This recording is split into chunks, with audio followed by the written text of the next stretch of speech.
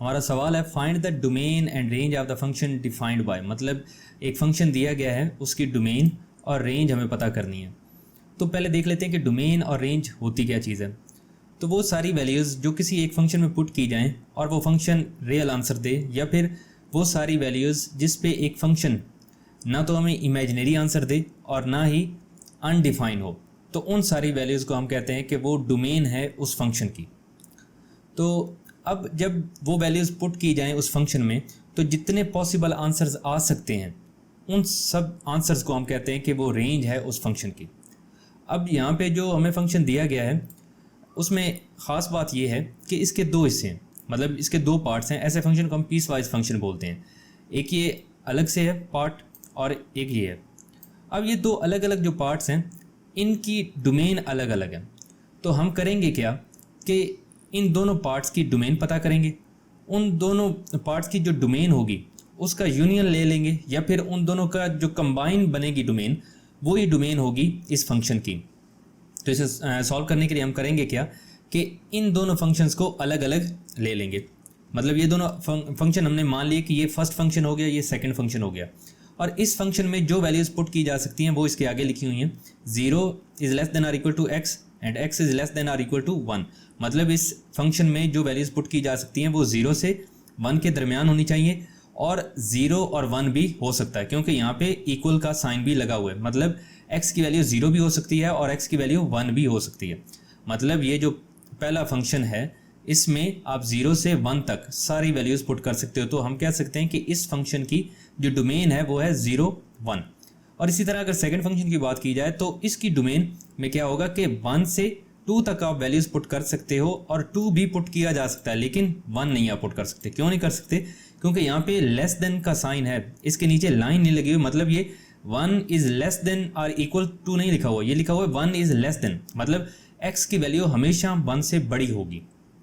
मतलब जो यहाँ पे आप वैल्यू पुट करोगे वो हमेशा 1 से बड़ी होगी, और 2 से छोटी भी हो सकती है और 2 के बराबर भी हो सकती है। तो इसलिए इसकी जो डोमेन होगी वो होगी 1 से 2 तक, जिसमें 1 शामिल नहीं होगा।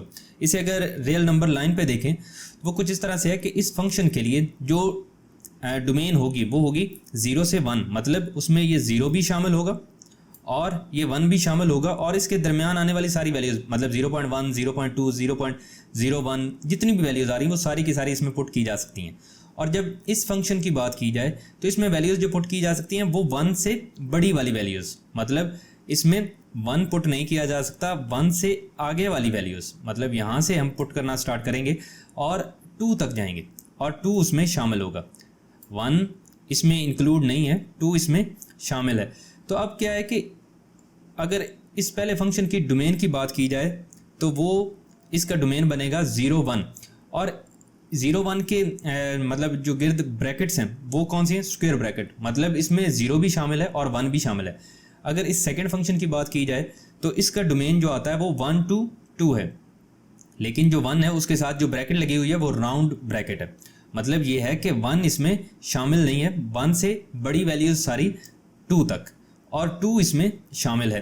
तो अब अगर इन दोनों की इकट्ठी डोमेन देखी जाए या इन दोनों का यूनियन देखा जाए तो वो क्या होगा कि 0 से लेकर 2 तक, मतलब मैंने शुरू में बताया कि किसी फंक्शन में पुट की जा सकने वाली सारी वैल्यूज़ जो होती हैं वो उसकी डोमेन, उसका डोमेन कहलाती हैं। तो अब इस फंक्शन में जो सारी वैल्यूज़ हम पुट कर सकते हैं वो होंगी स्टार्ट कहाँ से? 0 से और 2 तक जाएंगी। मतलब कुछ वैल्यूज़ इस फंक्शन के डोमेन से और कुछ वैल्यूज़ इस फंक्शन के डोमेन से आएंगी, और ये जो फंक्शन है ये इन दोनों से मिलकर बना है। तो मतलब इन दोनों के जो डोमेन होंगे उनका जो यूनियन होगा वो इस फंक्शन का डोमेन होगा। तो इस फंक्शन का डोमेन जो बनेगा वो बनेगा 0 to 2 तक।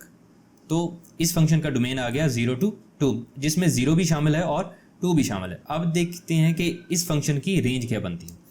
तो रेंज असल में क्या है कि इस फंक्शन के जो पॉसिबल आंसर्स आ सकते हैं प्लस इस फंक्शन के जो पॉसिबल आंसर्स आ सकते हैं उनका अगर यूनियन ले लिया जाए, या इन दोनों के जो पॉसिबल आंसर्स आ सकते हैं उनको मिलाया जाए, तो जो चीज़ आएगी वो इस फंक्शन की रेंज होगी। तो पहले तो देख लेते हैं कि इस फंक्शन के पॉसिबल्स आंसर कौन से आ सकते हैं जब इस डोमेन को या इस डोमेन को पुट किया जाता है। तो यहाँ पे हमने बना लिया एक टेबल जिसमें दो रॉज हैं, एक रॉ में हम वैल्यू पुट करेंगे जो आएगी इस डोमेन से, और एक में इस फंक्शन की वैल्यू आएगी जब हम ये वैल्यू यहाँ पे पुट करेंगे।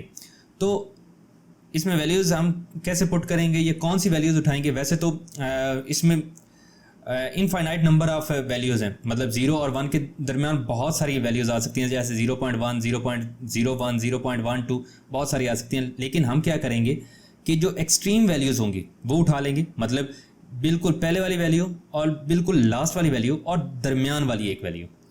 तो उससे हमें आइडिया हो जाएगा कि इस फंक्शन की रेंज क्या रहेगी।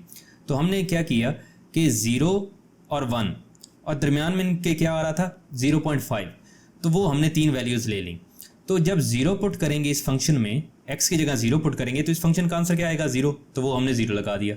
इसी तरह जब इसमें 0.5 जो इन दोनों के दरमियान वैल्यू है, तो वो जब पुट करेंगे तो इस फंक्शन का आंसर क्या बनेगा 0.5। इसी तरह जब 1 पुट करेंगे तो इस फंक्शन का आंसर क्या बनेगा 1। तो यहाँ पे हम ये देख रहे हैं कि हमने जो डोमेन पुट किया, जो डोमेन में वैल्यू पुट की गई सेम वही आंसर हमें मिला। तो हम ये कह सकते हैं कि ये जो फंक्शन है इसके जो आंसर है वो 0 से स्टार्ट होंगे, क्योंकि 0 से नीचे वाली वैल्यू तो हम इसमें पुट कर ही नहीं सकते क्योंकि वो इसके डोमेन का हिस्सा नहीं है, और ना ही 1 से बड़ी वैल्यू। तो इसके जो आंसर पॉसिबल आ सकते हैं वो कौन से होंगे, यहाँ 0 से लेकर 1 तक। मतलब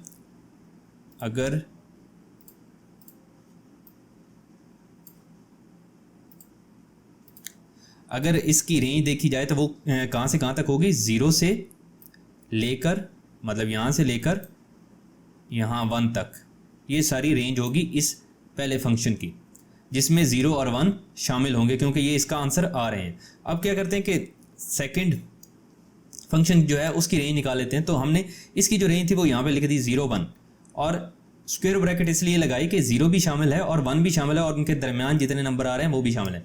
तो अब सेकंड फंक्शन के लिए टेबल बनाते हैं। तो सेकंड फंक्शन के लिए भी सेम वैसे ही टेबल।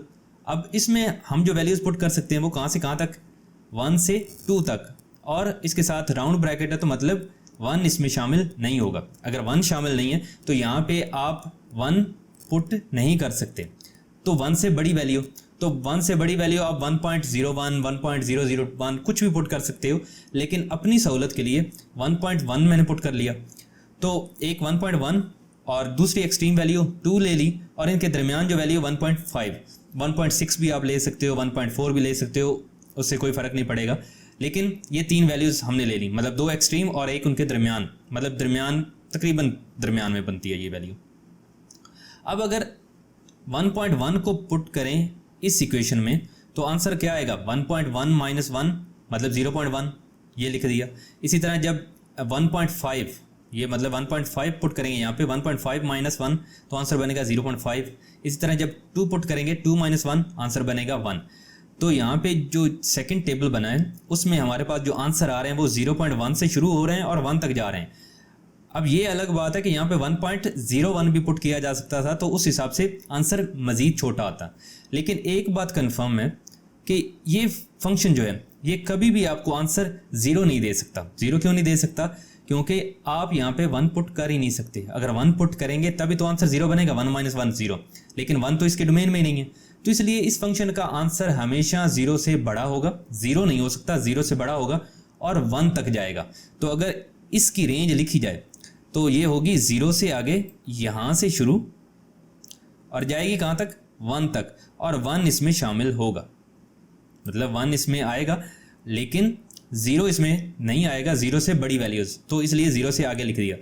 तो इसकी अगर रेंज लिखना पड़े तो हम लिखेंगे 0 से, इसकी रेंज आएगी 0 से 1 तक जिसमें 0 शामिल नहीं होगा, मतलब 0 से 1 तक गए लेकिन 0 के साथ हमने राउंड ब्रैकेट लगा दी क्योंकि 0 इसमें शामिल नहीं था। अब इन दोनों की रेंज जो आई है उनका अगर यूनियन लें या फिर यहाँ इस लाइन से देखें तो इन दोनों को मिलाया जाए तो हमारे पास जो नंबर्स आ रहे हैं, जो आंसर पॉसिबल हो सकते हैं वो कौन से हैं, 0 से लेकर 1 तक। मतलब ये जो फंक्शन है इसकी रेंज बनेगी 0 से 1 तक। तो इस फंक्शन की रेंज आ गई 0 to 1 और इसमें 0 भी शामिल है, 1 भी शामिल है, तो इसलिए स्क्वायर ब्रैकेट में लिख दिया। अब इसके अलावा आपके इस सवाल में ग्राफ बनाने को कहा गया, तो ग्राफ बना लेते हैं। ग्राफ बनाने के लिए क्या करना है कि इस फंक्शन का ग्राफ कैसे बनेगा, इन दो फंक्शंस के अलग अलग हम मतलब ग्राफ बना लें, या फिर एक ही ग्राफ पे इन दोनों फंक्शंस के लिए अलग अलग जो लाइन है वो अगर प्लॉट कर देते हैं तो जो हमारे पास फाइनल ग्राफ बनेगा वो इसी फंक्शन का होगा। तो एक्स वाई प्लेन में अब पहले इस टेबल से एक लाइन ड्रॉ करते हैं, फिर इस टेबल से एक लाइन ड्रॉ करेंगे और हमारे पास ग्राफ बन जाएगा। तो इस टेबल को अगर देखें तो यहाँ पे जब x की वैल्यू है 0 तो y की वैल्यू है 0, क्योंकि ये जो f ऑफ x है ये y का ही आंसर है। तो जब x की वैल्यू है 0 तो y भी आ रहा है आंसर 0 में। तो अगर इस चार्ट पे देखें तो 0x और 0y कहाँ पे होते हैं? ओरिजिन पे, मतलब यहाँ पे x भी 0 होता है, y भी 0 होता है। और जब x हुआ 0.5 तो y क्या हुआ 0.5, मतलब जब x हुआ यहाँ पे 0.5 तो y भी हो गया 0.5। तो इनके सामने वाला जो पॉइंट बनता है वो ये वाला बनता है। इसी तरह जब यहाँ पे x हुआ 1 तो y भी हो गया 1, मतलब यहाँ पे x है 1 और y भी है 1, तो इनके सामने वाला पॉइंट ये बनता है। तो इन तीनों पॉइंट्स को मिला दें तो हमारे पास एक लाइन ये आ गई।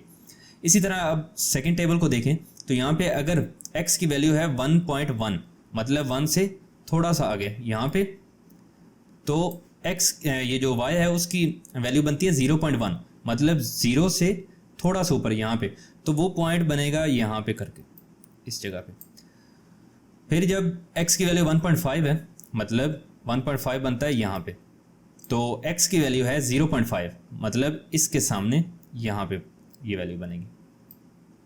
इसी तरह x जब है 2, मतलब यहाँ पे x पहुँच गया, तो y है 1, मतलब y की वैल्यू यहाँ पे होगी, तो वो पॉइंट बनेगा यहाँ पे। तो इन तीनों को अगर पॉइंट्स को मिलाया जाए तो हमारे पास ये लाइन आती है। तो यही ग्राफ है इस फंक्शन का।